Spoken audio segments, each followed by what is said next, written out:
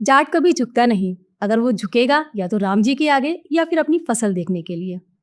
नमस्कार दर्शकों, मैं साक्षी मलिक, मेरे साथ मेरे को होस्ट हैं श्री राजकुमार चौधरी जी। हमारे स्टूडियो में मौजूद हैं हमारे मेहमान श्री मोहित मलिक जी, प्रदेश अध्यक्ष युवा, राष्ट्रीय जाट महासभा भारत। तो बहुत बहुत स्वागत है आपका मोहित मलिक जी हमारे पॉडकास्ट में।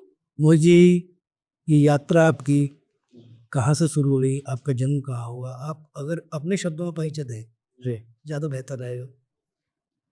मेरा नाम चौधरी मोहित मलिक है और मेरा जन्म शामली में हुआ है, जो कि उस समय पर शामली ज़िला नहीं हुआ करता था, मुजफ्फरनगर ज़िला था। तो उसके बाद जो मेरे फादर हैं वो पुलिस में हैं, तो उनके साथ मुझे अलग अलग डिस्ट्रिक्ट में रहने का मौका मिला। जैसे कि मेरा बचपन जो रहा वो बुलंदशहर डिस्ट्रिक्ट में रहा, उसके बाद मेरी 10th तक वहाँ पढ़ाई हुई। फिर फादर का जो पोस्टिंग है वो सहारनपुर डिस्ट्रिक्ट में हो गया, तो मेरी 11th-12th जो है सहारनपुर में हुई। फिर ग्रेजुएशन के लिए मैं गाज़ियाबाद आ गया, तो फादर का भी फिर पोस्टिंग गाज़ियाबाद हो गया। तो ग्रेजुएशन के टाइम पर मैं यहाँ अकेला ही रहता था गाज़ियाबाद। फिर फादर आ गए, फिर सब फैमिली अब साथ में ही है, गाज़ियाबाद में ही सेटल्ड है, घर भी यहीं है। जो गांव है बेसिकली जो मेरा होम टाउन है वो लांग बावड़ी है, वो जिला शामली में लगता है। हालांकि सारी ज़मीन वगैरह सब वहीं पर स्थित है, सभी गाँव वाले वहीं रहते हैं।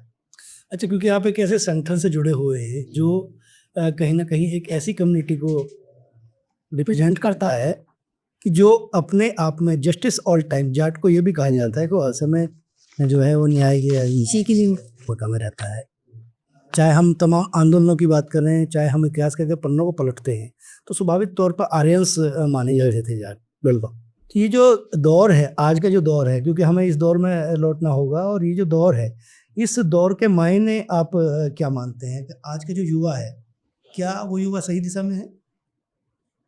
देखिए, वैसे तो मैं बताना चाहूँगा इसको कि मैं भी एक युवा हूँ, और युवा होने का मतलब है कि हमारे भारत में फ़िलहाल इस समय युवाओं की तादाद सबसे ज़्यादा है। तो जो फ्यूचर डिसाइड करेंगे वो युवा करेंगे, और मैं मानता हूँ कि युवाओं को, खासकर जो हमारी जाट कम्युनिटी है, क्योंकि वो आर्यंस है और वो उनका जो बेल्ट है वो इस तरीके से है कि वो डिफेंडिंग माने जाते हैं कि कहीं पर भी कोई चीज़ खराब होती है तो ऐसा हमारे अंदर भी है, और लोग भी हमें ऐसा समझते हैं कि हमें डिफेंड करने की ताकत जाटों के अंदर है, चाहे वो कोई भी फील्ड हो। और जितने युवा हमारे जाट समाज के आज आगे निकल कर आ रहे हैं वो बहुत सारे फील्ड है, वो बॉलीवुड भी है, वो हमारी खेती भी है, वो हमारा क्रिकेट भी है, वो हमारे स्पोर्ट्स भी है, और अब फिलहाल मैं देख रहा हूँ कि एजुकेशन में भी हमारे बहुत ज़्यादा युवा अच्छा कर रहे हैं। तो देखकर प्राउड फील होता है कि आपकी जो कम्युनिटी है वो दिन प्रतिदिन हर फील्ड में बहुत अच्छा कर रही है। तो एज ए युवा मुझे बहुत गर्व महसूस होता है कि हमारे जाट जो यूथ है वो अच्छी चीज़ों में आगे बढ़ रहे हैं। अच्छा, कुछ जो महान मूर्ति होते हैं तो कभी जातियों में नहीं भावा जा सकता है। जैसे अगर बात करें हम, तो आपकी कम्युनिटी से बिलोंग करते हैं सर छोटू राव, जो अपने आप में महिलाओं को सशक्त बनाने में, उनकी शिक्षा में, और कभी हरियाणा से बिलोंग करते थे, तो यहाँ जो शिक्षण संस्थान है उनके नाम पे ही। बिल्कुल। उसके अलावा यदि बात की जाए तो देवीलाल जो थे बहुत लंबे समय तक मुख्यमंत्री रहे। उसके अलावा राजनीति में उनका अपना एक कद रहा। ऐसे लोग भी थे कि जिन्होंने मुख्यमंत्री पद जो है वो छोड़ दिए, शायद आपको उसके बारे में जानकारी होगी। लेकिन आज का जो दौर है, आज की जो शादी ब्याह में आप भी जाते होंगे क्योंकि आप समाज से जुड़े हुए हैं, शादियां एक तरह से जनसभाओं में तब्दील हो रही हैं। क्योंकि मैं अच्छी तरह जानता हूं कि अगर देवीलाल की बात करें तो जिस समय वो मुख्यमंत्री थे तो शादियों में बहुत लोग जाने लगे थे। उन्होंने एक आदेश पारित किया कि 60 से ज़्यादा अगर लोग आते हैं किसी शादी में, बाराती अगर आते हैं, तो उन्हें जेल भेज।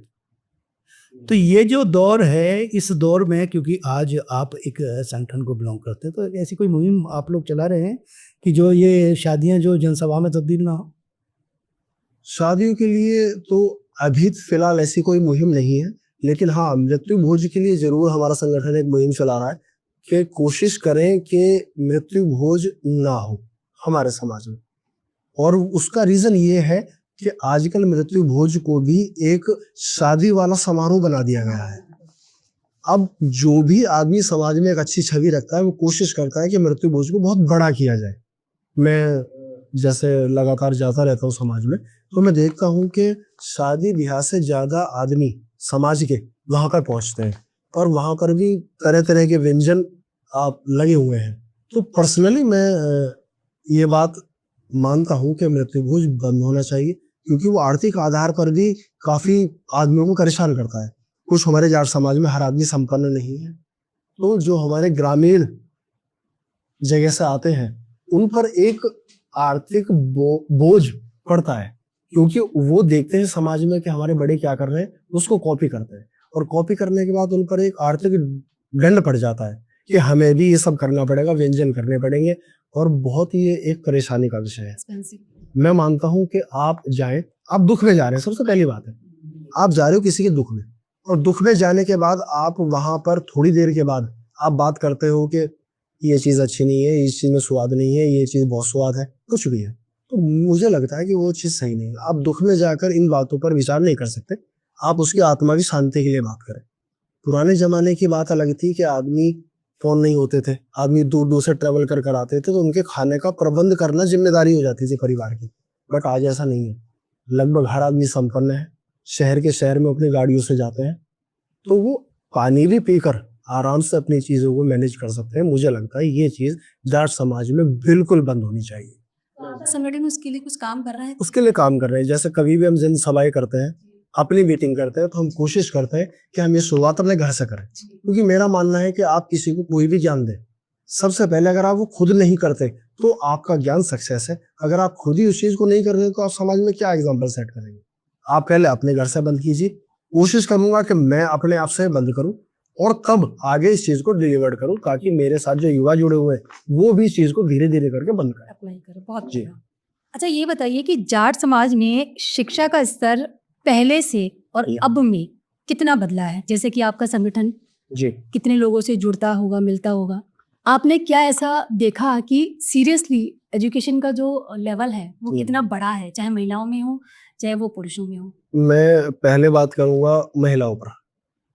जाट समाज में जब से मैं समाज में देख रहा हूँ या मैंने एक पदभार संभाला है, तो मैं फील करता हूँ कि जाट समाज की जो महिलाएं हैं पिछले 10 सालों में, अगर पूरे देश के किसी भी समाज की बात करूं तो जाट समाज की महिलाओं ने सबसे ज्यादा ग्रो किया है।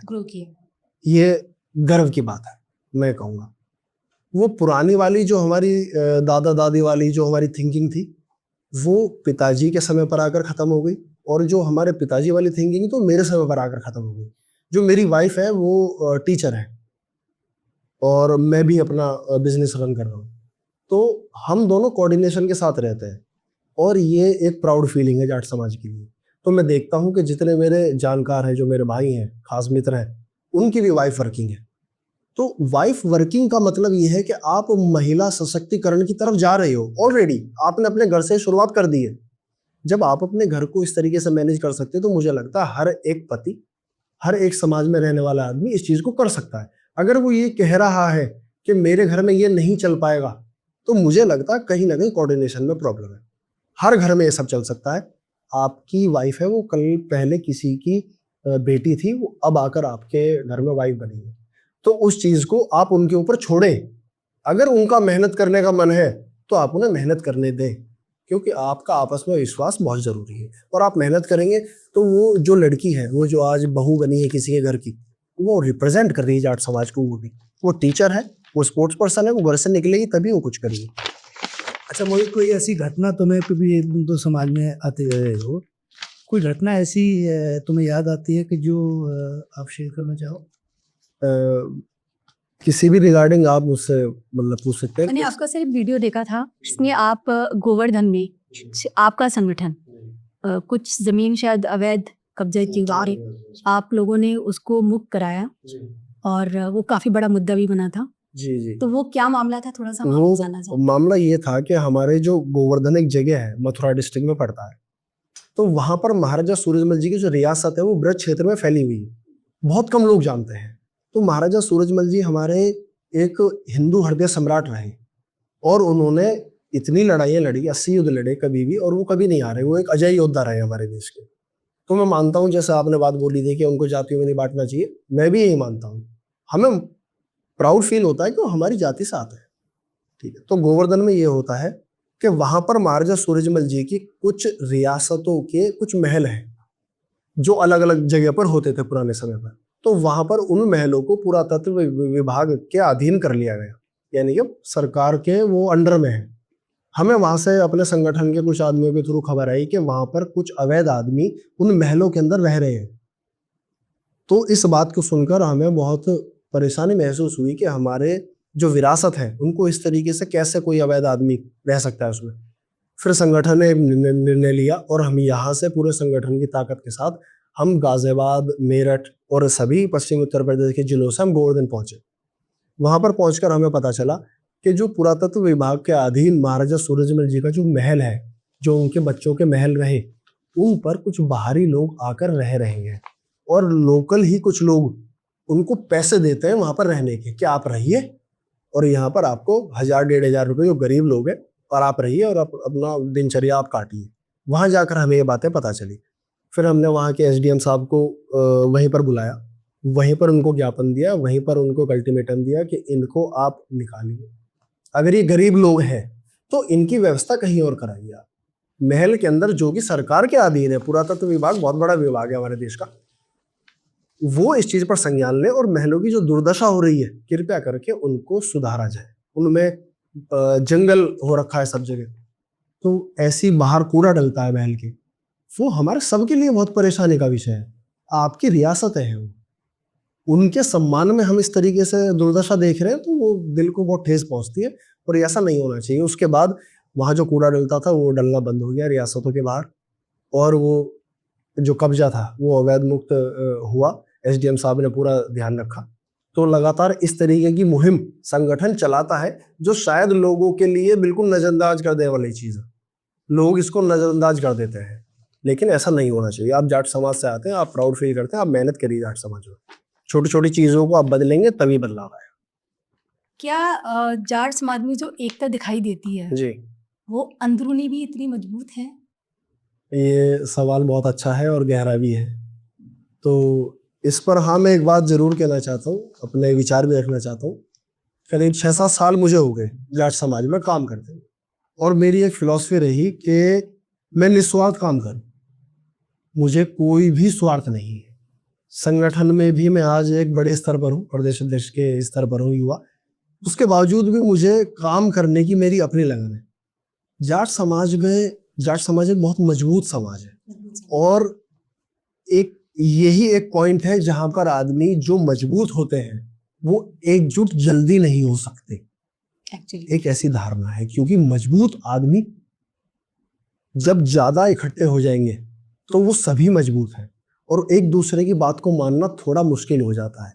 जाट समाज के लिए यही एक छोटा सा एक विषय है जिस पर काम करने की जरूरत है, जिस पर हम लगातार है। काफी ये पंचायतों का दौर जो है वो खत्म जी, बड़ी चीजें होती थी पंचायतों में, सिमट जाती थी चीजें, लेकिन आज कोई किसी की नहीं मान रहा है। इसके लिए कोई प्रयास चल रहे हैं? प्रयास चल रहे हैं लगातार और मैं अब देख रहा हूँ कि जो हमारे 30 साल पहले जो हमारे पिताजी की जो पीढ़ी रही, उन्होंने अपना संघर्ष दिया काफी।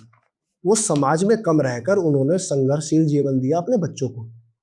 आज हम इस स्तर पर हैं कि हम उनकी बदौलत हम समाज का काम देख सकते हैं। तो हमारी जो पीढ़ी है, जो आज 30 से 40 साल वाली पीढ़ी है और जो यंग जनरेशन भी है 20 से 30 वाली, वो बहुत इन्फ्लुएंस हो रही है अपने जाट समाज से और वो इतना ज़्यादा एग्रेसिव है अपने समाज को लेकर कि कभी कभी मुझे भी ऐसा लगता है कि जो मैं काम कर रहा हूँ मेरे से ज़्यादा एग्रेसिव ब्लड 25 साल के लड़के के अंदर है। तो शायद अगर मुझे ये थोड़ी जिम्मेदारी पहले मिल जाती तो मैं बहुत कुछ यंग ब्लड में कर सकता था। मैं भी लेट हूँ, मुझे ऐसा लगता है कि मैं भी समाज का काम करने के लिए लेट हूँ, लेकिन ये जो चौधरी वाली कहावत है कि जाट एकजुट नहीं हो सकते क्योंकि हर घर में सभी जाट चौधरी होते हैं, ये कहावत चलती है हमारे जाट समाज में। लेकिन इसको तोड़ने का काम हम युवा कर रहे हैं। हमें अपना एक चौधरी बनाना होगा ताकि राजनीतिक और सामाजिक जो एकजुटता है वो सभी छत्तीस बिरादरी में एक मिसाल कायम करें, जिसके लिए मैं लगातार काम कर रहा हूँ और सभी युवाओं को ये अपील भी करता हूँ कि ज़्यादा से ज़्यादा काम करें। या तो आप स्टैंड लें, या अगर आप स्टैंड नहीं ले सकते क्योंकि लीडरशिप क्वालिटी हर आदमी में नहीं होती है, ये समझना पड़ेगा, तो जिसके अंदर है आप उसके साथ दौड़ जाए। अच्छा, ताकत को ऑब्जर्व करना जी हर किसी के बस की नहीं होता। तो ये अपराधी जो होते हैं वो आगे जातियों का नाम लगा लेते हैं, जैसे बहुत सारे अपराधी रहे, और अपराधी कभी किसी न समाज का होता न किसी जाति का होता है। इस बारे में आपको क्या मानना है? इस बारे में मैं बिल्कुल आपकी बात से सहमत हूँ। पहली बात, अपराधी की कोई जाति नहीं होती। और आजकल एक ट्रेंड सेट है, आजकल सोशल मीडिया का जमाना है, तो मुझे भी बहुत बार बहुत बुरा फील होता है कि हमारे ही जाट समाज के आदमी वो जब समाज के लिए कुछ नहीं करते और जब वो कुछ गलत कर देते हैं, क्रिमिनल चीजें कर देते हैं, तो वो तुरंत समाज को आगे लाते हैं। ये सबसे खराब बात है, क्योंकि इससे आपका जाट समाज कलंकित होता है। आप जाट समाज में अच्छे काम कीजिए, बहन बेटी के लिए काम कीजिए, उनकी पढ़ाई के लिए काम कीजिए, जाट समाज में निस्वार्थ काम कीजिए। जरूरी नहीं है कि आपको लीडर बनना है, जरूरी नहीं है। आप कुछ क्रिमिनल कर रहे हैं तो पहली बात तो जाट समाज से आपका बिल्कुल निष्कासित हो जाना चाहिए, क्योंकि आप जाटों को बदनाम कर रहे हो। अगर कोई जाट है, सच्चा जाट है, वो कभी भी कुछ भी गलत काम नहीं करेगा। और अगर मैं मानता हूं कि बहुत बार परिस्थिति ऐसी हो जाती है कि आपसे कुछ गलत हो जाता है, तब आप जाट समाज की मदद ले सकते हैं कि आपसे धोखे में कुछ काम हो गया, अब समाज मुझे आपका साथ चाहिए। बट आप हवाबाजी के लिए आप उल्टे सीधे काम करते हैं और आपको लगता है कि मैं जाट जाति से आता हूँ और समाज मेरा साथ दे, तो ऐसे आदमियों के लिए समाज को बिल्कुल खड़ा नहीं होना चाहिए, उसको निष्कासित कर देना चाहिए समाज से। तब समाज की इज्जत बढ़ेगी, क्योंकि जाट समाज एक एग्जाम्पल सेट करेगा कि हम क्रिमिनल के साथ नहीं। जो भी जाति को गलत उपयोग करेगा या उसका नाजायज फायदा उठाने की कोशिश करेगा, जाट समाज उसका बहिष्कार करे। और मैं भी ये चाहता हूँ। तो जाट समाज की कोई एक गलत फहमी अगर आप दूर करना चाहेंगे तो वो क्या गलत फहमी दूर करना चाहेंगे? जाट समाज की एक गलत फहमी मैं दूर करना चाहता हूँ कि जाट समाज के अंदर जो जलन है, अंदरूनी ईर्ष्या, वो बहुत ज्यादा है, हाई नोट पर है। क्योंकि मैंने आपको बताया कि जो समाज मजबूत होता है उसके अंदर ईर्ष्या आ जाती है, ताकतवर के अंदर ईर्ष्या आ जाती है। तो जाट समाज एक ताकतवर समाज है। ताकतवर होने के साथ साथ आप थोड़ा सा ईगो में आ जाते हैं। वो ईगो ही आपके समाज का पतन है। आप जलना छोड़ देंगे। सबकी एक लाइन होती है, काम करने का सबका एक तरीका होता है, जीवन जीने का एक तरीका होता है, एक शैली होती है। आप कोशिश करें कि आप अपने जीवन को सही दिशा में चलाएं। उस दिशा में चलने के बाद अगर आपसे 10 आदमी जलन रखते हैं तो वो रखें, बट आपके दिल को ये महसूस होना चाहिए कि आप निस्वार्थ और अच्छा काम करते हैं। क्योंकि आप जीवन में पैदा नहीं हुए किसी को सेटिस्फाई करने के लिए, आप पैदा हुए हैं अच्छा काम करने के लिए। तो जो ये भावना है, जो गलत, ये जो जलन वाला आदमी के अंदर अपने आप ऑटोमेटिकली आता है जाट समाज में, ये काफ़ी ज़्यादा है। और इस चीज़ पर युवा काम कर रहे हैं, हमारे बहुत सारे भाई हैं जो इस चीज़ पर लगातार काम कर रहे हैं, एकजुटता बना रहे हैं। और मेरा तो जीवन का जो एजेंडा है वो ये है कि एकजुट रहो, मजबूत रहो। यानी आप एकजुट हो जाओगे तो आप मजबूत हो जाओगे। तभी आपके संगठन का एक वो मतलब मेरा खुद का एक स्लैंग है, मैं कह सकता हूँ कि मैं हर भाषण में एक बात बोलता हूँ, कहीं पर भी। वैसे तो भाषण नहीं कहूँगा मैं उसको, मैं अपने दिल के भाव रखता हूँ। तो एकजुट रहो, मजबूत रहो, क्योंकि वो सिर्फ जाट समाज के लिए नहीं है। अगर मुझे कोई और समाज का भी आदमी सुनता है तो मुझसे प्यार करता है, आज मैं जो देखता हूँ। क्योंकि अपने समाज को अच्छा बताना कभी भी जातिवाद नहीं होता। दूसरे समाज को नीचा बताना एक जातिवाद है। मैं अच्छा हूँ, बिल्कुल ठीक है, सिर्फ मैं ही अच्छा हूँ, सबसे गलत धारणा है। इस चीज पर काम करना होगा। वैसे कहते हैं कि जाट सबसे सरल, सच्चा, ईमानदार एक होता है। कहते हैं सीधा राम जी से बात करते हैं। आपने एक सुना होगा कहावत कई बार, अगर बारिश हो रही है तेज तो अरे राम जी थम जाओ, अगर कुछ काम नहीं हो रहा तो राम जी नहीं चाह रहा। हाँ जी। तो उनका कनेक्शन इतनी प्योर सोल होते हैं कि डायरेक्ट मतलब ऐसा तो लगता है कि मेरी बात सीधा भगवान सुन रहे हैं। इतना सच्चा और सरल होने के बावजूद भी ये सब चीज़ें या गलत फहमियाँ आ रही हैं, तो उसका क्या सोल्यूशन होना चाहिए या क्या आप मैसेज देना चाहेंगे? जाटों में क्या रहा कि जैसे हमने अपने बड़े बूढ़ों को देखा है, हमारे जो दादा हैं, कुछ भी काम करने से पहले वो एक बात बोलते हैं कि भाई मैं राम का नाम ले लूँ।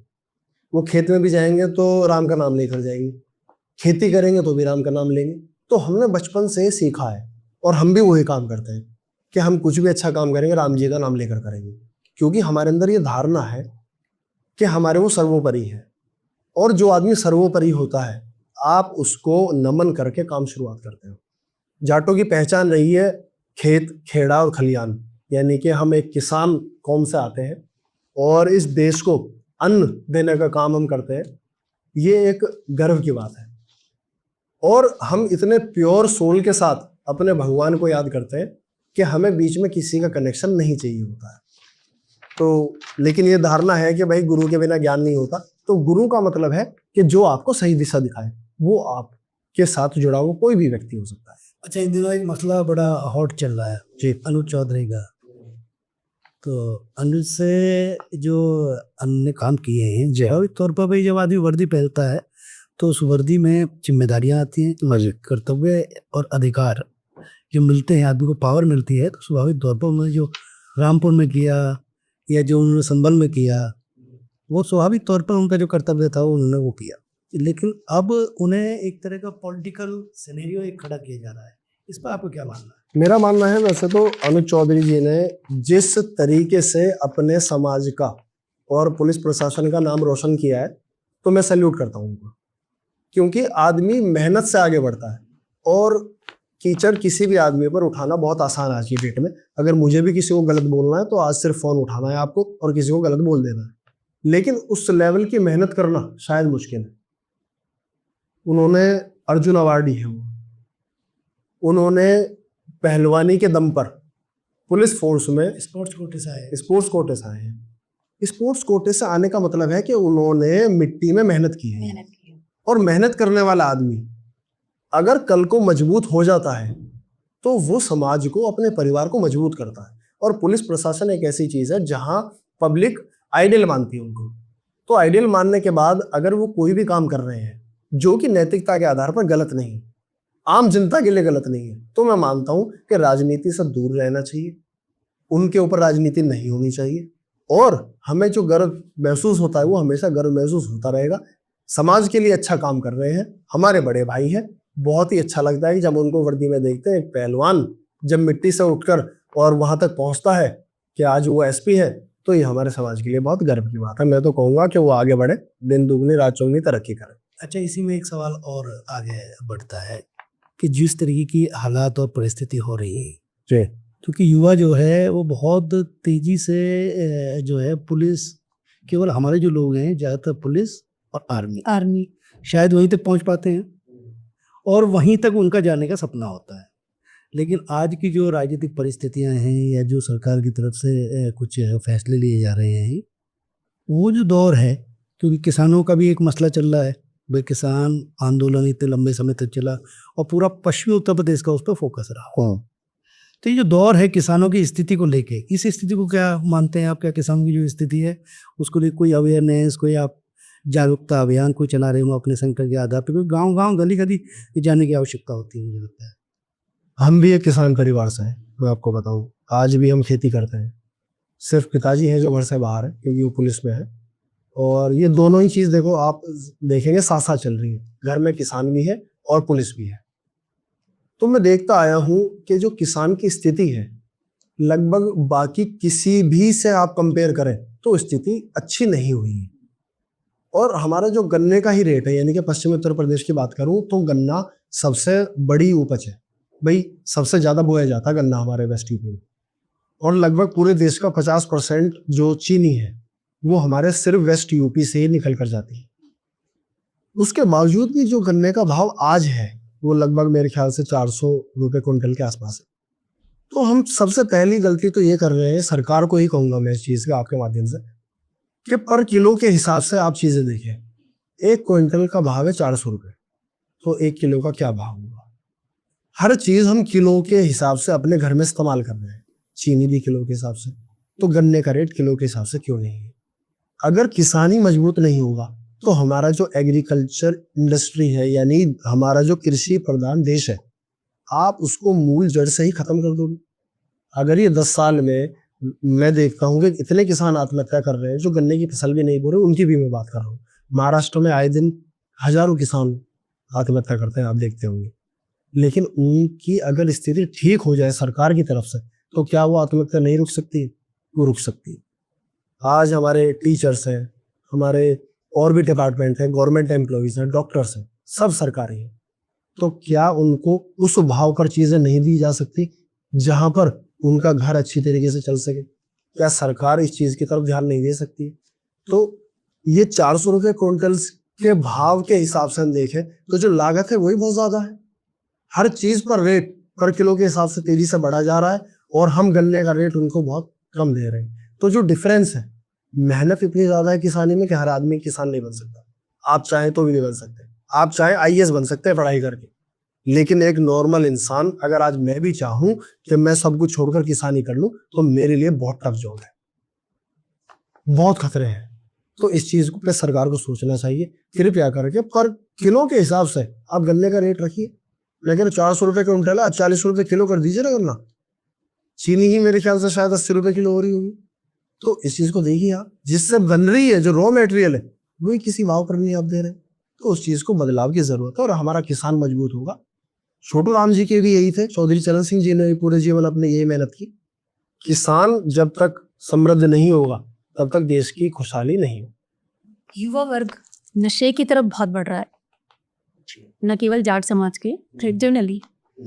उसके लिए आपका क्या कहना है? और अगर जाट समाज में आपका संगठन ऐसे युवाओं के लिए क्या कर रहा है और क्या करना चाहता है आगे? आज के समय में सबसे ज्यादा खतरनाक चीजें अगर किसी भी समाज के लिए है तो नशा है। और जिस जगह पर हम रहते हैं दिल्ली एनसीआर में, यहाँ पर सबसे ज्यादा नशा हो रहा है।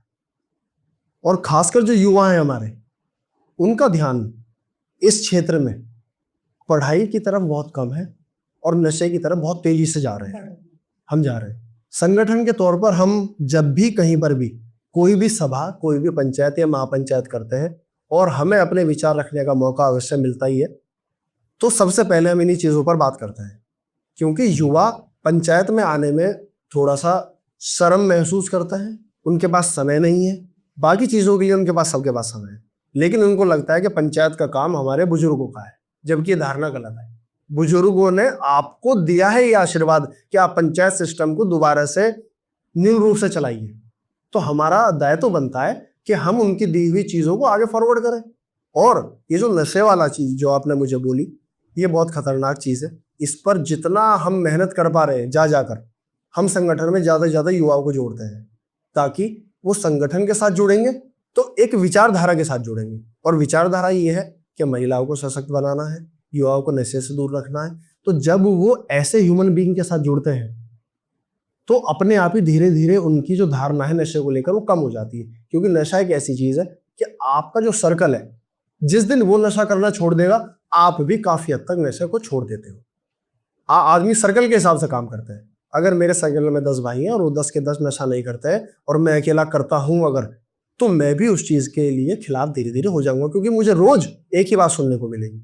तो आपका सर्कल बहुत मायने रखता है और इसी चीज पर हम लगातार काम भी कर रहे हैं। पंचायतों के में भी जाते हैं, युवाओं को ज्यादा से ज्यादा प्रेरणा देते हैं। हालांकि मैं कहूँगा कि युवा ज्यादा से ज्यादा कोशिश करें कि जाट संगठनों से जुड़े, या वो जिस भी समाज के हैं अपने संगठनों के साथ जुड़े।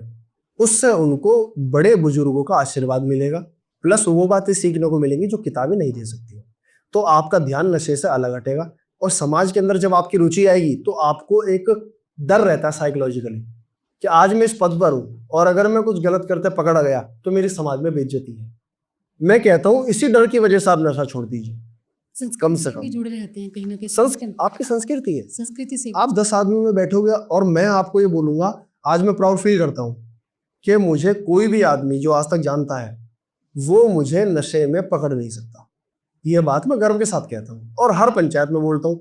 वो इसीलिए मैं दावा ठोक कर बोलता हूँ क्योंकि मुझे अपने ऊपर विश्वास है कि मुझे ना तो मैं, ना मुझे सराउंडिंग में कोई भी इंसान नशा करते हुए देख सकता है, ना मैं मिलूंगा। और मैं गर्व के साथ कहूंगा कि आपको भी छोड़ना पड़ेगा, क्योंकि मैं खुद नहीं करता तो आपको मैं कहने का हकदार। तो इसी पर हम काम कर रहे हैं और बहुत सारे भाइयों ने, मेरे साथ के भी हैं कुछ भाई, जिन्होंने इस चीज को त्यागा है साथ रहकर। एक आपका और संगठन का एक मिशन और चल रहा है जो generally I don't know I should discuss with you और नॉट। आपका जो महिलाएं या युवतियां या जो नई लड़कियां हैं जो मतलब अश्लीलता की तरफ डांस, या कह लीजिए कि उनका उस तरीके से मतलब सोशल मीडिया पर डांस करना या कम कपड़ों में, तो उसके खिलाफ आप लोगों ने एक मुहिम लगाई हुई है कि आप कोशिश करें कि आप जो मर्जी करें, विचार अपने खुले रखें, लेकिन थोड़ा सा पहनने ओढ़ने पर ध्यान रखें। नहीं, मैं इसमें आपको थोड़ा सा एलोबरेट करके बताऊंगा। ये एक बहुत ज़रूरी सवाल है हमारे समाज के लिए। पिछले कुछ समय से मैंने पर्सनली फील किया कि खासकर जाट समाज में वो हमारी बहनें हैं, क्योंकि कोई भी जाट समाज की है लड़की, वो हमारी बहनें हैं। वो लगातार सोशल मीडिया ने जैसे ही ये क्रेज आया है, इंस्टाग्राम फेसबुक वगैरह, बहुत ज़्यादा तेज़ी से चीज़ें वायरल होती हैं आजकल, तो ये बहुत तेज़ी से अश्लीलता हमारे समाज में बढ़ी है। इस चीज़ को लेकर एक युवा होने के नाते मुझे बहुत धक्का महसूस होता है। ऐसा नहीं होना चाहिए, क्योंकि जाट समाज स्वाभिमान का प्रतीक है, मान सम्मान स्वाभिमान का प्रतीक है। हमारे पूर्वजों ने देश को आज़ाद कराने के लिए गर्दनें कटवाई हैं और उनका खून इस मिट्टी में है। जब हमें कोई बुलाता है चौधरी साहब जाट कहकर, तो हमारे खून में अपने आप ही तरंगे महसूस होने लगती हैं। वो इसलिए क्योंकि हम गर्व करते हैं अपनी कम्युनिटी पर। लेकिन जब कुछ लड़कियां, बात कम कपड़े की नहीं है, कम कपड़ा एक अलग चीज़ है। आप जिस जैसा देश वैसा भेष रखिए। हमारी भी वाइफ है, हमारी भी बहनें हैं, तो जैसा देश वैसा भेष का मतलब ये होता है कि जहां पर आप जा रहे हैं अकॉर्डिंग टू दैट आप उस चीज़ को कैरी कीजिए, कोई परेशानी नहीं। परेशानी आती है कि जब आप जाट हैं और जाट होने के बाद आप सोशल मीडिया पर अपना कंटेंट दिखाते हैं, यानी आप डांस करते हैं, आपका कंटेंट है, इट्स ओके फाइन। बट जब आप उस चीज़ के आगे अपनी कम्युनिटी को शो कर रहे हैं और आप उसमें अश्लीलता दिखा रहे हैं कंटेंट में, तो मुझे वहाँ प्रॉब्लम है। प्रॉब्लम ये कि आप अपने नाम के पीछे आपने अपना गोत्र लगाया है। जाट समाज में बहुत सारे गोत्र हैं, आप अपनी आईडी पर लिखते हैं जाटनी। क्यों? क्या जाटनी नहीं लिखेंगे तो क्या आपको सम्मान नहीं मिलेगा, या आपका कंटेंट में कोई परेशानी आ जाएगी? वायरल नहीं होंगे ना, आप वायरल नहीं होंगे। मुझे इस चीज़ से प्रॉब्लम है। मेरे साथ वाले भाइयों को, अंकुर मलिक भाई हैं अपने, अनुज चौधरी भाई हैं, हमारा संगठन भी है, और अब तो खाप चौधरी भी है। नरेश टिकैत जी के पास भी हम गए, तो हम कोशिश करते हैं कि पहला हमारा पॉइंट होता है कि जो लड़के, टिकैत जी के पास आप गए तो नरेश टिकैत जी ने क्या कहा, उनके क्या विचार थे? हाँ मैं उसी पर ही आ रहा हूँ।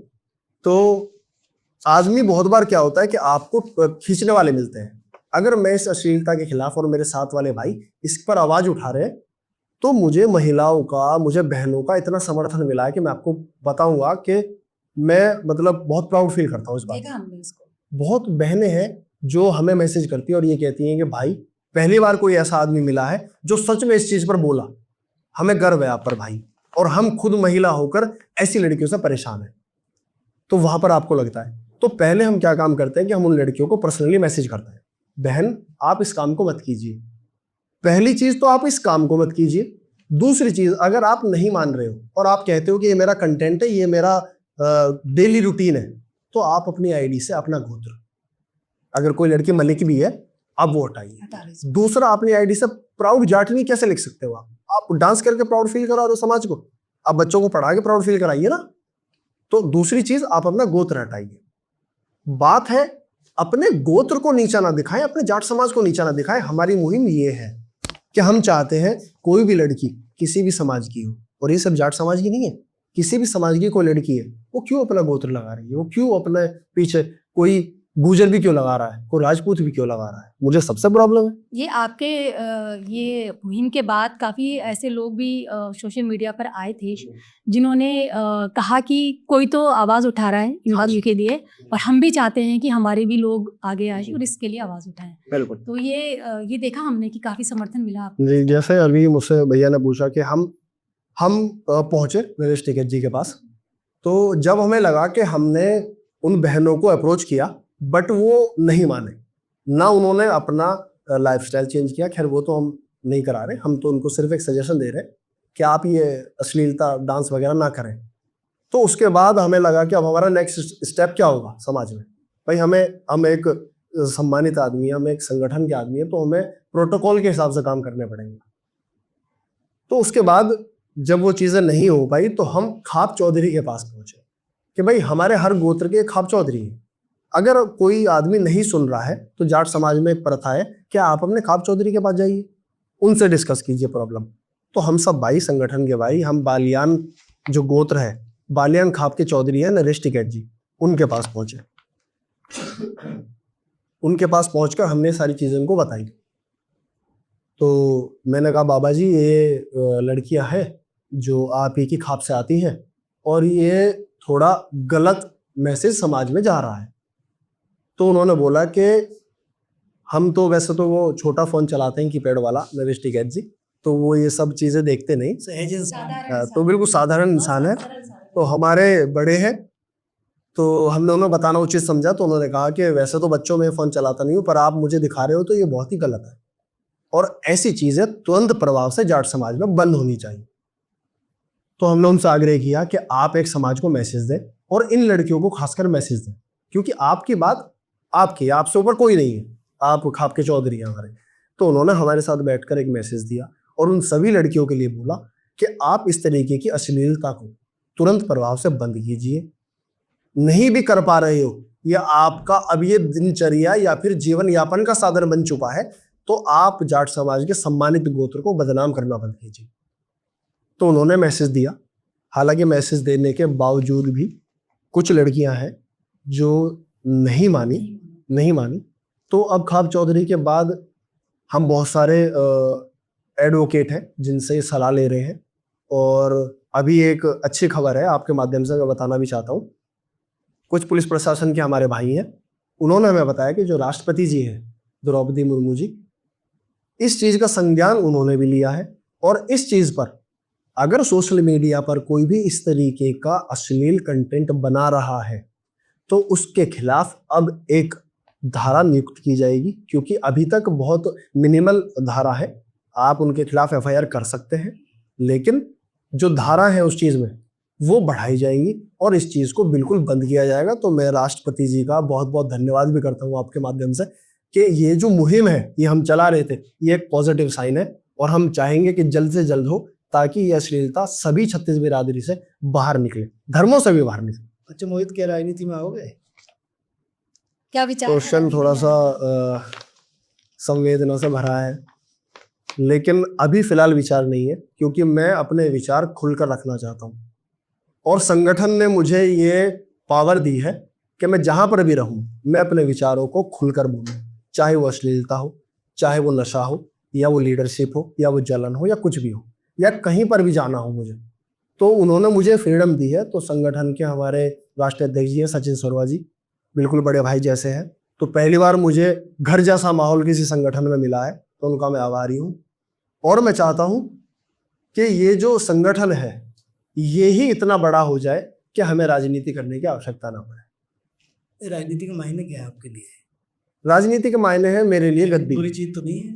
राजनीतिक बुरी चीज नहीं है। मैं मानता हूं कि राजनीति से ही आप बदलाव ला सकते हो, ये मैं मानता हूं। समाज में रहकर आप समाज को बदलने की कोशिश कर सकते हो, बट कोशिश पे मोहर एक गद्दी लगाती है। जब मैं गद्दी पर हूं तो मैं बहुत सारी चीजें वो कर सकता हूं जो मैं समाज में रहकर नहीं कर पाऊंगा, क्योंकि समाज का आदमी सिर्फ आपको विचार दे सकता है, ज्ञान दे सकता है, बट एक लेटर, एक साइन बहुत बड़ी ताकत होती है। तो भगवान महादेव का आशीर्वाद रहेगा तो कभी ऐसा कुछ मिलेगा तो बिल्कुल पूरी ताकत के साथ। ऐसा माना कि बेस बना रहे हैं अभी आप पॉलिटिक्स में आने का? नहीं, ऐसा नहीं है। ऐसा पहली सीढ़ी हो सकती है ये। इस सामाजिक रहते हुए खैर, मैंने जब ये शुरुआत किया तो नहीं सोचा, बट जैसे जैसे मैं समाज में घूमता हूँ तो मैं देखता हूँ कि आदमी इन्फ्लुएंस होते हैं नेताओं से बहुत तेजी से।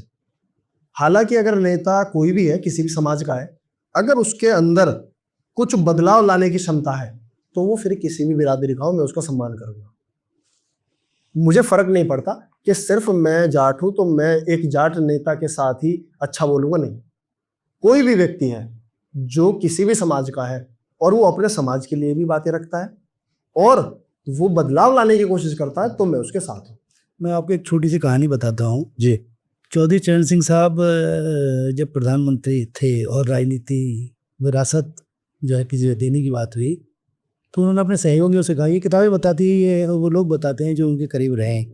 उन्होंने कहा कि भाई चौधरी अजीत सिंह को कभी राजनीति में मत लाना, वो अच्छा इंजीनियर हो सकता है, अच्छा वैज्ञानिक हो सकता है, लेकिन वो अच्छा नेता नहीं हो सकता, क्योंकि वो पॉलिटिक्स को जानते थे कि किस तरह की चीज़ें होती है। सीधा सच्चा आदमी, पढ़ा लिखा आदमी, बाहर विदेशों में उसने बड़े कीर्तिमान स्थापित किए, लेकिन राजनीति खींच लायक और एक बेहतर पॉलिटिशियन भी बनकर उन्होंने सौभाग्य तौर पर वही मंत्रालय चलाए। हालांकि उन्हें इस बात से नवाजा जाता था कि वो हमेशा पॉलिटिकल पार्टी उसके साथ रहते हैं जो सत्ता में रहती है, लेकिन एक समय ऐसा भी आया कि मुजफ्फरनगर कांड हुआ और उन्होंने मना कर दिया।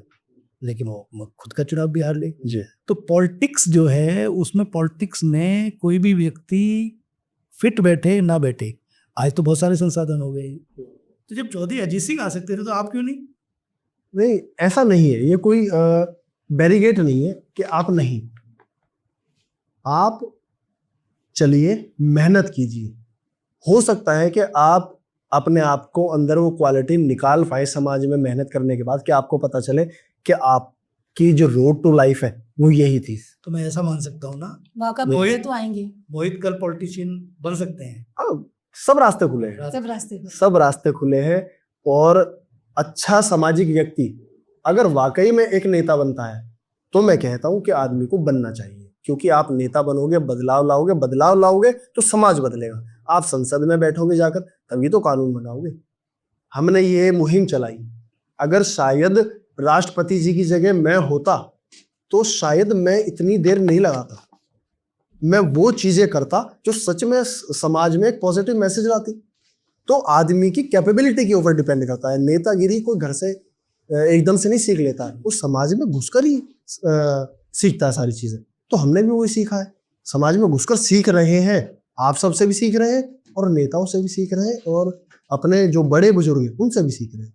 तो सीखने के बाद क्या पता हम सीख कर कहीं आगे बढ़े तो सकारात्मक बदलाव जरूर लेकर आएंगे। मोहित जी का कहना है कि राजनीति में अगर मौका मिलता है तो डेफिनेटली वो रास्ते खुले हैं, रास्ते सभी के लिए खुले हुए हैं। और मैं तो कहता हूँ बिल्कुल युवाओं की भागीदारी होनी चाहिए। युवा आएगा, जोश के साथ आएगा, जोश के साथ। और इतना जोश वो पैदा कर देगा कि नेताओं से डर नहीं, आदमी को प्यार होने लगेगा। प्रधानमंत्री नरेंद्र मोदी ने 47 साल के राष्ट्रीय अध्यक्ष बना दिए जी भाजपा के। जी तो एक पीढ़ी जो है उसको स्वाभाविक तौर पर थोड़ी सी मायूसी बूझे, लेकिन 1 लाख नए नेता वो बना रहेगी जी ऐसा उनमें संकल्प लिया है। भारतीय जनता पार्टी ने संकल्प लिया है, तो प्रधानमंत्री ने अगर बयान दिया है तो आपका जो संगठन है, आपका संगठन, ये दोनों इस समय सरकार जो चल रही है डबल इंजन की, सरकारों के बारे में, सरकारों की नीतियों के बारे में आपकी क्या टिप्पणी? टिप्पणी ये है कि सरकार अगर सकारात्मक काम कर रही है तो मैं साथ, कुछ भी गलत कर रही है तो मैं खिलाफ। कुछ गलत कर रही है? मतलब आपके हिसाब आप अगर मेरे हिसाब से जानना चाहेंगे तो मैंने आपको भी एक एग्जाम्पल दिया था कि मैं सबसे पहले अगर सरकार में हूं तो मैं सबसे पहले किसानों के बारे में सोचूंगा, जहां से मैं जन्मा हूं, मैं बड़ा हुआ हूं, और जिस पर हमारे देश को जाना जाता है, जिस चीज से हमारे देश को जाना जाता है, अगर मैं उसको ही बड़ा कर दूंगा तो मुझे लगता है कि आप उस चीज को ठीक कर दोगे जिसकी वजह से देश में आधी प्रॉब्लम है। तो ही बड़ी प्रॉब्लम है हमारे देश में, किसानी और पढ़ाई, और कहीं ना कहीं रिजर्वेशन भी। तो पढ़ाई का महत्व क्या है कि जब एक बच्चा माँ के पेट से जन्म लेता है तो उसका पहला गुरु माँ के बाद, पिता के बाद बनता है टीचर। टीचर जो उसको ज्ञान देगा, क्योंकि उसके दिन के 8 घंटे स्कूल में जाते हैं, 8 घंटे घर पर रहते हैं, बाकी वो सोता है। तो यानी कि आपका आधा गुरु एक टीचर है, और टीचर में जैसे ही टीचिंग में बदलाव आएगा तो आपका बच्चा अपने आप ही देश के लिए मर मिटने के लिए तैयार होगा। पर आज के डेट में हम क्या काम कर रहे हैं कि हम अपनी चीज़ों में बदलाव ही लाना नहीं चाहते। अगर कोई एक एजुकेशन मिनिस्टर हमारे देश में आए और वो इस तरीके का क्रांतिकारी बदलाव लाए कि हम सिर्फ अपने देश के क्रांतिकारियों को ही पढ़ेंगे, हम नहीं पढ़ेंगे जिन्होंने हमारे देश को लूटा। क्यों पढ़ाएं हम उनके बारे में? उनकी वीरता के किस्से हम क्यों सुनाएं? हम उनके बारे में बताएंगे जिन्होंने हमारे देश के लिए खून बहाया है। हम वो वाला काम करेंगे एजुकेशन सिस्टम में कि जिससे हमारे बच्चे अपने देश के लिए मर मिटने के लिए तैयार होंगे, उनका खून उबलेगा अपने देश के लिए। लेकिन आज के समय में इतनी परेशानियां हैं सिस्टम में, एजुकेशन में ही उनको चीजें नहीं बताई गई। तो जब आप बताओगे नहीं तो आप प्रिपेयर कैसे करोगे उनको? कल को देश के लिए लड़ना है, आपको आर्मी में जाना है, आपको डॉक्टर बनना है, कैसे करोगे? तो बदलाव छोटा होता है, बट वो एक टाइम के बाद बहुत बड़ा बदलाव निकल कर सामने आता है। एक दिन में कुछ नहीं होता, बट हाँ 10 सालों में बहुत कुछ होता है, पॉजिटिव चेंज, 30 सालों में बहुत कुछ होता है। एक पूरी पीढ़ी बदल जाती है 30 साल। अगर तुम सवाल कि अब आपका जो संगठन है उस संगठन की प्राथमिकताएं क्या है और भविष्य में जो कुछ योजनाएं आपने तैयार की हो उनके बारे में? संगठन ने कुछ प्रमुखताएं अपनी डिसाइड की हुई थी। सबसे पहला था हमारा संगठन का, जब मैंने ज्वाइन किया, कि चौधरी चरण सिंह जी को भारत रत्न मिलना चाहिए। उसके लिए हमने मेरिट कमिश्नरी पर एक दिन का पूरा धरना दिया, वो मिल गया। तो हमें खुशी थी कि हमने संगठन से कुछ काम किया और वो पूर्ण हो गया, वो मायने जो भी रहे हो जिस चीज़ की। अब आगे जो हमारा काम है, हम काम करते हैं कि जो हमारे पूर्वज हैं, उन पूर्वजों की पूरी गाथा हमारी एनसीईआरटी और सभी बुक्स में बच्चों को पढ़ाई जानी चाहिए। कि उनको नहीं पता है कि महाराजा सूरजमल जी कौन है, क्या किया, क्या क्या उन्होंने अपने जीवन में युद्ध किए हैं, किन के लिए किए हैं। जब तक आप उनको नहीं पढ़ाएंगे तब तक वो नहीं उनके बारे में जान पाएंगे। तो हमारी प्राथमिकता है कि संगठन लगातार इस चीज पर ध्यान दे और इसमें बदलाव लाए, ताकि चाहे वो महाराणा प्रताप जी हो, पृथ्वीराज चौहान हो, शिवाजी महाराज हो, महाराजा सूरजमल जी हो, राजा नाहर सिंह हो, मिहिर भोज जी हो, सबके बारे में बकायदा हमें बच्चों को पढ़ाया जाना चाहिए, हमारी प्राथमिकता है। दूसरी चीज, हमारा संगठन क्या काम करता है, कहीं पर भी पूरे देश में अगर किसी जाट के ऊपर कोई परेशानी आती है तो उसके लिए संगठन बिना कुछ सोचे उसकी मदद के लिए तैयार रहेगा। दिन हो रात हो कोई भी समय हो, हम सब कुछ छोड़कर अपने भाई के जो आखिरी पायदान पर खड़ा हुआ हमारा भाई अकेला महसूस कर रहा है, उसकी ताकत बनेंगे। सबसे ज्यादा आज की डेट में मैं आपको बताऊं कि राष्ट्रीय जाट महासभा भारत इकलौता एकमात्र ऐसा संगठन है कि पिछले 30 साल में कोई भी ऐसा मुद्दा जो जाट समाज के ऊपर किसी ने प्रहार किया हो और उसमें हमारी सक्रियता ना रही हो।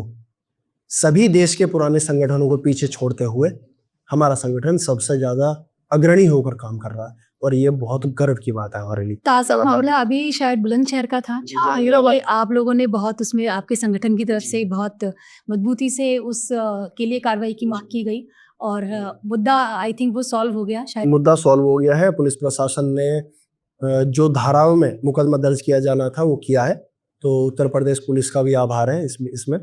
तो हमारे भाई को न्याय दिलाने के लिए हम 27 तारीख को जा रहे थे कल, लेकिन परिवार से बात हुई, उन्होंने कहा कि संगठन की सक्रियता को देखते हुए आप सबके साथ से पुलिस प्रशासन ने अच्छी धाराओं में मुकदमा दर्ज किया है और यही हमारी चाहत थी। तो हमने कल का प्रोग्राम पोस्टपोन किया है, जब तक परिवार नहीं जाएगा हम नहीं जाएंगे, क्योंकि पुलिस भी हमारी है, प्रशासन भी हमारा ही है, हमारे लोग हैं। तो कुछ गलत होता है तब हम उसके लिए अड़िग होकर खड़े हुए हैं। अंत में एक अच्छा सा मैसेज दीजिए जाट समाज के लिए, युवा वर्ग के लिए। जाट समाज के लिए मेरा एक मैसेज है कि जितने भी युवा इस पॉडकास्ट को देख रहे हैं, खासकर जितनी भी लड़कियां इस पॉडकास्ट को देख रही हैं, उनके लिए मेरा मैसेज है, सबसे पहले 2 काम हमें बंद करने होंगे। पहला, जाट समाज के अंदर जो एक दूसरे की बढ़ती लोकप्रियता को लेकर जलन है, उसको कृपया करके मैं आपसे निवेदन करूंगा सबसे कि उसको बंद कीजिए। आप बंद करेंगे, आपका समाज इतना मजबूत है कि लोग आपके समाज की तारीफ करते हैं आपके पीठ पीछे, वो तारीफ दिन प्रतिदिन बढ़नी चाहिए, आपका मान सम्मान बढ़ना चाहिए। तो इस जलन को बिल्कुल कम कर दीजिए। चौधराहट आपकी थी, आपकी ही रहेगी। वो चौधरी आप इसलिए हो क्योंकि आप 36 बिरादरी का मान सम्मान करते हो, आप सबके लिए दिल से साथ खड़े होते हो। आज जितने भी हमारे भाई हैं, सभी बिरादरी में हमारे भाई हैं, तो वो भी, मैं उनसे भी कहूँगा कि वो भी अपने समाज में अपनी जलन को ख़त्म करें। दूसरा, जितनी भी हमारी जाट समाज की बहनें हैं, उनको अच्छी पढ़ाई बहुत आवश्यक है, लेकिन घर परिवार को चलाने का जो जिम्मा है वो हमारी बहनों पर है, क्योंकि वो अपना घर छोड़कर दूसरे के घर जाती है।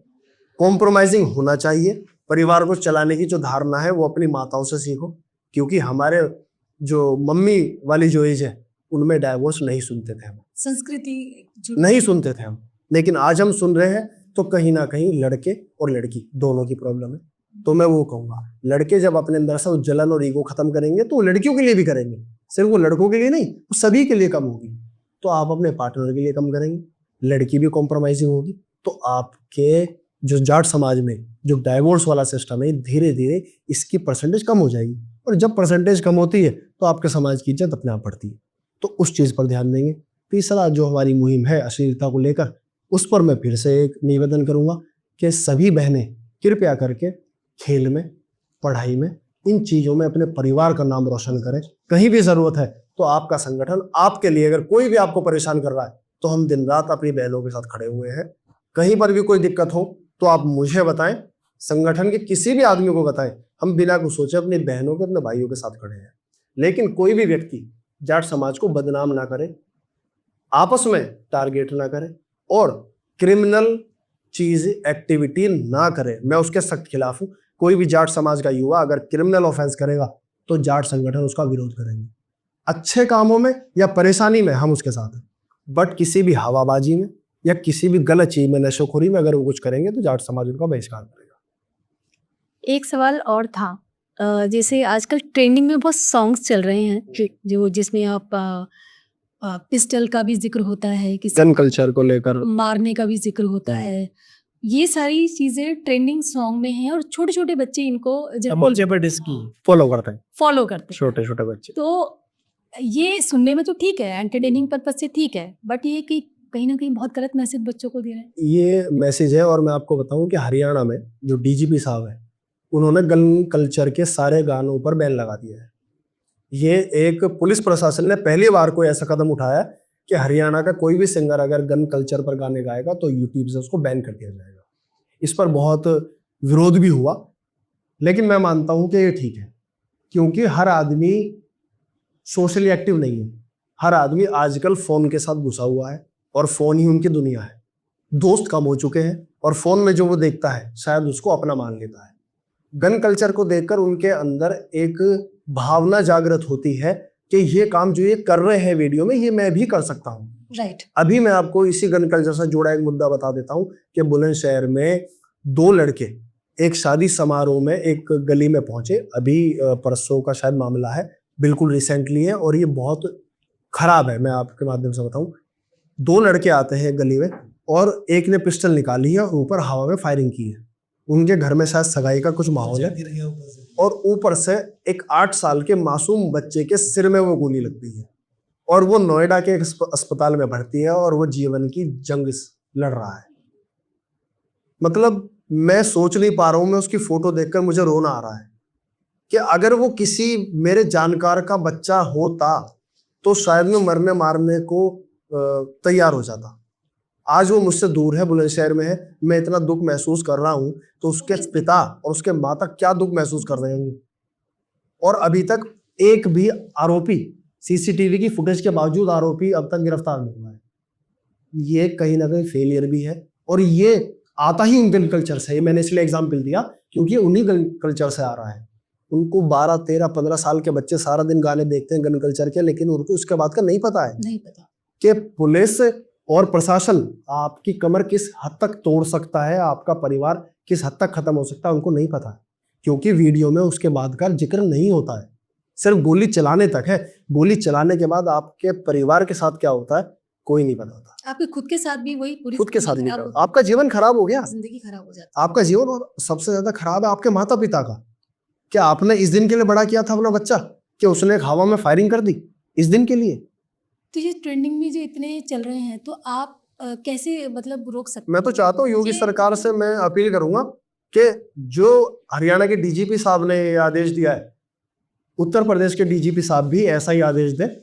किसी भी सिंगर के गन कल्चर के गाने उत्तर प्रदेश में ना बजे, इनका सख्त विरोध होना चाहिए। अब मैं सामाजिक व्यक्ति हूं तो मैं उन गानों को सुनता हूं, लेकिन वो प्रभाव नहीं डालेंगे मेरे माइंड पर, सीमित। बट अगर 20 साल का बच्चा ये सब सुनेगा, क्योंकि उसके दोस्त नहीं है मैच्योर्ड, सामाजिक नहीं है, वो अपने बुजुर्गों से जुड़े हुए नहीं है, तो उनका माइंड वाकई वॉश होता है और वो गलत सड़क पर चले जाते हैं और इस चीज को ब्लैक लाइफ समझते हैं, बहुत अच्छा समझते हैं। लेकिन जैसे ही वो किसी केस में फंसते हैं 302 के, तब उनको महसूस होता है कि जीवन की मेरे सबसे बड़ी गलती थी और मुझे किसी तरह बचा लो, मैं नहीं जेल में रहना चाहता। मैंने बहुत बच्चे देखे हैं नए नए कि जो ये कहते हैं, हाथ जोड़ते हैं, नागरा करते हैं बेचारे बच्चे कि किसी तरीके से मुझे पुलिस से बचा लो, मैं जेल नहीं जाना चाहता।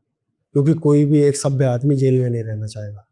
तो उनके माँ बाप परेशान होते हैं, लेकिन माँ बाप की क्या गलती है? इनको क्या पता बच्चा किस परिस्थिति में किन दोस्तों के साथ घूम रहा है, कभी कभी गेहूं के साथ घुन पिस जाता है।